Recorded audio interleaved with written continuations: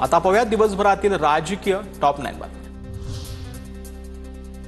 आपण सन्मानगानं चालावं, सुबुद्धीनं चालावं, ज्यांना दुर्बुद्धी येते त्यांची काय अवस्था होते तुम्ही पाहिलंच आहे। फडणवीसांची ठाकरेंवर टीका। विजय मिळाल्यानंतर महायुतीचे नेते गोंधळले आहेत। महायुतीच्या नेत्यांना काय बोलावं ते कळत नाहीये। संजय राऊतांची महायुतीवर टीका।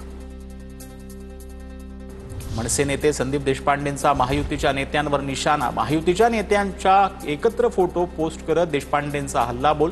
सत्तेसाठी एकत्र आलेले बंधू या टीकेला फोटो पोस्ट करत जोरदार प्रत्युत्तर।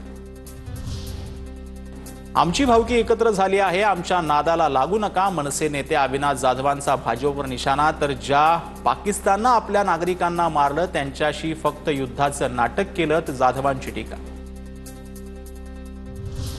महानगरपालिकेसाठी ठाकरेंची धडपड सुरू। ठाकरेंचं अस्तित्व राहिलेलं नाही, उगाच हिंदी मराठीचा मुद्दा पुढे आणला जातोय। मंत्री गिरीश महाजनांची ठाकरे बंधूंवर टीका।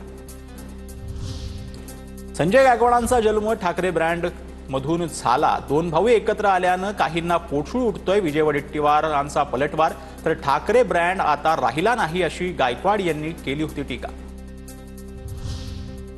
ठाकरे ब्रँड बद्दल बोलताना संजय गायकवाड स्वतःचा इतिहास विसरले। ठाकरे ब्रँडमुळे संजय गायकवाड निवडून आले। गायकवाडांनी बाळासाहेबांचं नाव आणि फोटो वापरणं सोडावं। ठाकरेंच्या शिवसेनेच्या प्रवक्त्या जयश्री शेळकेंचा संजय गायकवाड यांच्यावर निशाणा। आम्ही आईच्या पोटातून मराठी शिकतो। मराठी कुणी शिकवण्याची जी आहे ती आवश्यकता नाही। शिवसेनेनं आजपर्यंत 8 अमराठी राज्यसभा खासदार कोणत्या प्रेमातून केले। गोपीचंद पडळकर यांची ठाकरेंच्या मेळाव्यावर टीका। भाषेच्या नावाखाली होणारी मारहाण आम्ही सहन करणार नाही। मनसे पक्षाची मान्यता रद्द करा। भारतीय हिंदू सेनेचं निवडणूक आयोगाला पत्र।